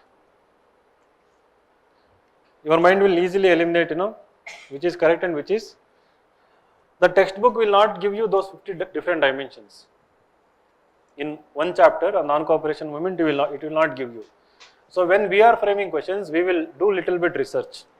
So in the non-cooperation, there like maybe in addition to Gandhi, 4 or 5 names might be mentioned, and we will see if there are more names were involved as part of the movement, or important significant personalities. So in these questions you will come across them, right? So as part of the bigger event, there could have been smaller events also as part of non-cooperation. Some of them might be missing in the textbook. We will see it in some other source and we will put it as an option in some of the questions, right? So doing this on daily basis, you are aiming, you are moving towards 120 plus score in prelims, and also when you do more number of questions, you have more number of examples to write in your answer, right? So any question on non-cooperation in mains, you will have so many examples. It entirely depends on your daily discipline. So if you do this for every subject, you don't have to even revise also when you go through this in an MCQ approach, right? Any doubts? And another initiative is Inside Secure initiative.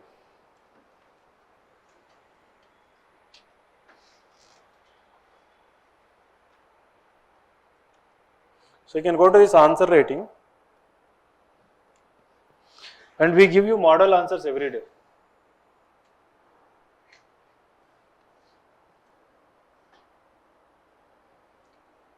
And like a clock, we post every day on time. Every day. This secure initiative, I started in 2013. Since then, not a single day it is stopped, this initiative. And there are literally like lakhs of answers, thousands of questions. You imagine from that day to year. And for all of them, there are answers. And we have written how to follow it, how to self-evaluate your answer. Then Mission 23 timetable we are given, and we are asking you to join IPM also. So here there is a question: the mechanisms for coordination and dispute resolution have led the Indus Waters Treaty in good state for at least half a century, and it has often been used as a template between upper riparian and lower riparian states worldwide. Analyze. So the source of the question is the Hindu and Indian Express. There is an editorial about sharing of the Indus water with Pakistan, right? And we have asked an analytical question, and then we are giving a hint here how to go about it, right?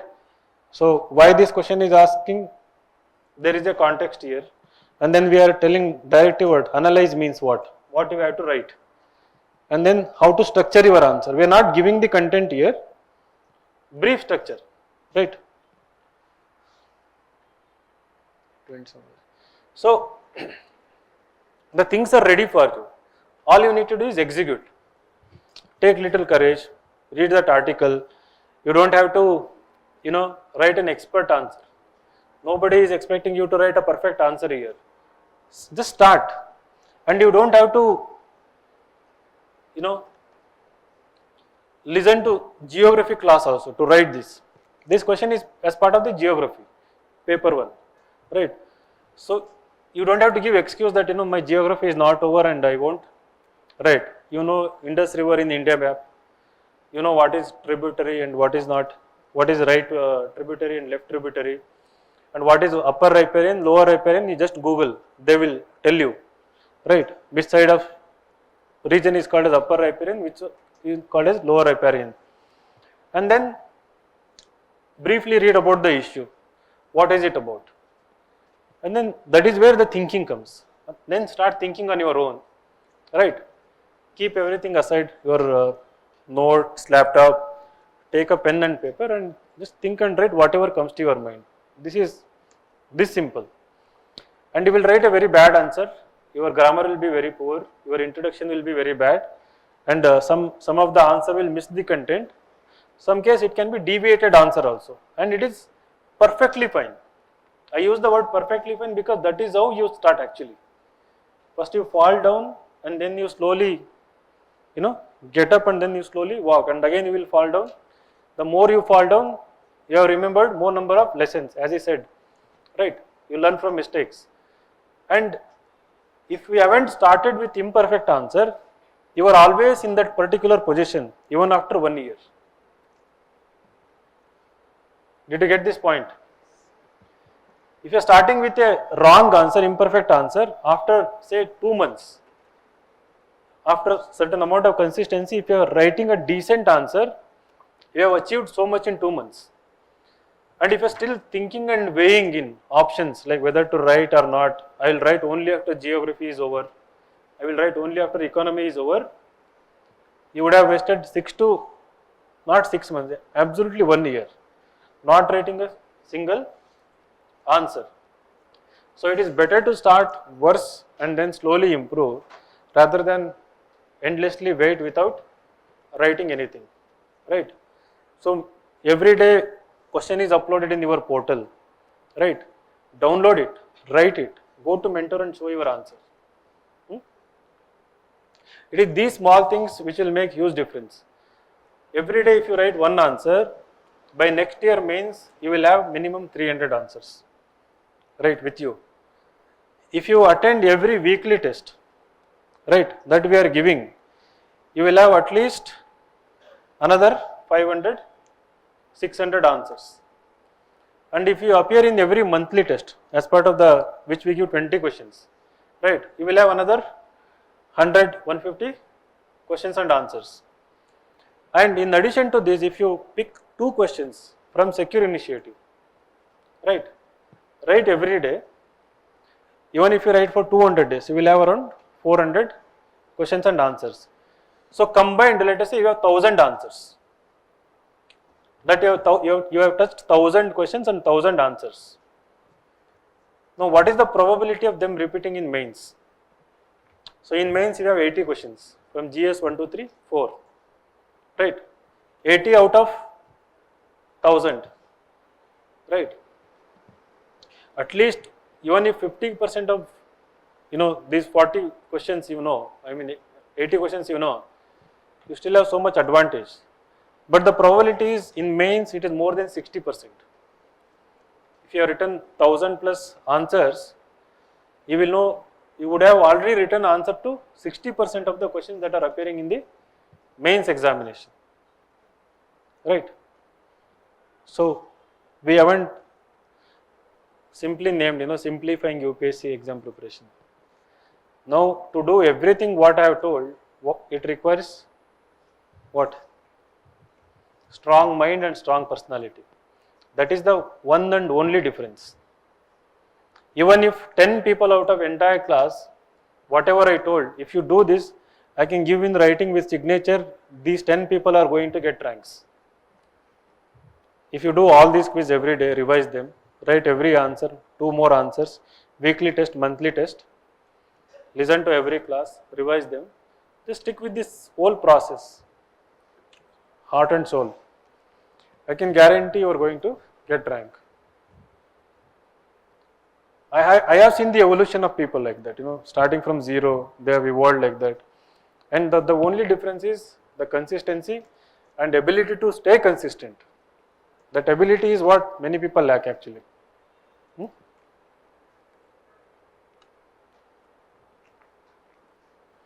Any doubts? Hungry? Any doubts, Silva? Between did all of you, I didn't introduce myself. If some people didn't know myself, Vinay Kumar Antan, founder and director of Insights IAS. So somebody should not ask in the end question, yeah, he spoke so much, now who is he?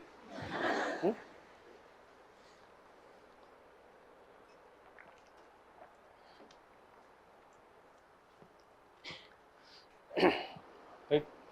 So whatever I told you, if I had not made these mistakes, I would have been an IAS officer. Right? It's good that it didn't happen. That is what people tell me every day. Now, whoever comes and meet, they tell it is good that you didn't become IAS officer. Yes or no? No, I don't know. Even if I was in IAS, I would have done good things in IAS, hopefully, definitely. Because you have to do things slightly differently. right? And that concern is there for the people also. So, and all of you, imagine, when you become officers. I mean, you know about IAS. Any children of IAS officers here? Some people will be there hidden. It is endless possibilities. And I always feel sad, despite having so immense power, there are excuses, frequently they transfer, frequently there is interference, this and that. I believe if you have strong personality, even the strongest, even the naughtiest politician will not dare to interfere in your working, right? If you have that character, if you are strong, if you are really good at what you are doing, you can always get things done. The scope is immense, you can, even today there is drinking water problem in villages. Even today there is electricity problem, housing problem. There is no sewage facilities in any of the villages, 6 lakh villages in India. Show me one village which has proper sewage facility in the entire country. Only, if somebody is elected to panchayat, in front of them the drainage will be clean and good. They think that having good sewage in front of their house makes it clean. There is no outlet, and it is them who get malaria every year. The water gets stranded there, and that is how people, their house is clean, they throw into the next house, and there is no cleanliness mechanism in villages. And without addressing the issue of drinking water cleanliness, we build toilets. I was Panchayat Development Officer. You know that? Okay. So in the first batch in 2008 when they called, I was preparing for UPSC, and then they called and they created hype around this post. So as a Panchayat Development Officer, you can do wonders and other things. Now they have reformed the position actually. They have made it Group B. They have given them more powers, and they are the signing authority and all. But earlier it was not like that. So we were like sandwiched between representatives and these all corrupt officials above. So there was always this pressure, total sanitation campaign, build toilets, build toilets. There was one lady IAS officer, like stupid officer, CEO of Zilla Panchayat. She had never visited village, never from village. She wanted that award from the government, that your district is the cleanest district. And how government gives the award? When you build more number of toilets, right? Again, toilets, they exist or doesn't exist, you have to show in the numbers that these many toilets were built. And how do you show the numbers? By spending the amount. If the fund given to your district, if it is most of it is spent, then it means more toilets are built. Nobody will come in from the central and they actually see the toilets. And in meetings, I used to get little courage and tell that we could never talk to these people. They were gods. IAS, you cannot talk to them. You are at the bottom of the hierarchy, and you people, some of you will become like that. They think they are the gods. That is how the training Labasna, brainwashes you people. They make you believe you are the elite, you are the all-powerful individual in the entire country, right? And that attitude comes, you treat common people with contempt, and you treat your own subordinates with stupid people, even if they are intelligent, and you don't listen to them. So what happened? I told them, fine. So in my panchayat there are 9 villages. I can build all the toilets, but past 60 years there is no water connection for none of these 5 of those villages.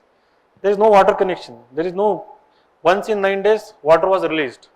Again, the water was released only if there is power, electricity. Without electricity there is no water. Now one family sends their woman and their children, and they go to these water source, lake or a tank or a borewell in the distant place. They bring what can in English?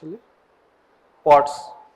So around like 10 pots of water, or 10 buckets of water they store for the entire weeks. That is for washing, cooking, washing utensils and themselves and other things, and some for their cattle also. And now you want them to build a toilet, and then to flush it, it will take easily 1 bucket of water for one individual, right? Now every day 5 individuals in your house want to use that toilet and flush with 5 buckets of water. So where do you get water for drinking, cooking? So they stop using it. So they became go downs, for all this kattige, so wood and this grass, right? Livestock related stuff. So it is not the fault of the people. So you cannot blame people. You cannot change their behavior, right? They want to change. They want development. They know that it is polluting. They know that they don't want to go with that one, and at the cost of their privacy. It is not for fun that people go there, and you cannot blame history or culture for this behavior. It is they don't have water. They don't have development. When you reach development to them, you will in urban area. Do you see anyone doing that? You have development. You have earning. You have home with toilets. People use them. You have regular water supply, right? Stop 1 week water supply to your rooms. What will people do, right? So I was punished for it. So when I talked about these things, so how arrogant you are. Do you think you are a district collector of your panchayat, right?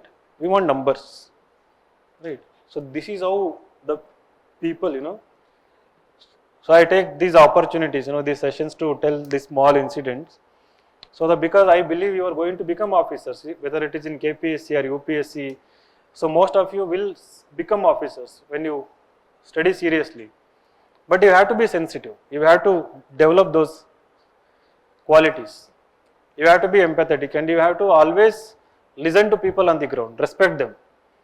And without understanding the grassroots level problems, you can never solve any problem there. For that you have to visit there, you have to come out of your comfort. Now how it happens? All the files goes to their homes. Where there is DC, there is everyone, right? And half the time goes into protocols. These MLA, MP, they keep coming and these people have to go. And these people, if they don't go, they are angry that, you see that in the news, right? One person will go and if official doesn't come, then he is angry. Why he or she didn't come, something like that. So you have to correct this system, right? So wish you all the best. Thank you so much for giving me an opportunity to come and talk here. No, I took this opportunity. Right. So I hope I'll come and interact with you more and more times. So I won't promise, but will definitely. So now this interview time is going on till end of March. I think these mock interviews will be going on every day, right? But even then, now and then, if you have any doubts, genuine doubts related to preparation, please come and meet me, discuss with me, right? And you can definitely meet your mentors. They are allotted, right? So go and meet them. And if you have any issues related to institution, you can always come and tell me, right? For example, if there is a delay in evaluation, if there is no test conducted or something, now and then it happens. But if there is an issue, you can directly come and tell me, or you can directly come and tell Mansa ma'am or anyone in the office. So we always take feedback very seriously, and because we always want to improve things. So sometimes something small mistakes will happen, but I don't want you to just swallow them and continue, because we can always correct them, right? So without knowing them, we cannot correct them. So please come and inform whenever, and don't be afraid of telling or complaining. And you can in a very civil manner, you can directly come and talk to us. So no need to discuss it in any groups or anything, right? The past 4 years, nothing has happened like that. I'm just telling you. So you can always come and tell if there is any issue here, right? So all the best. Thank you.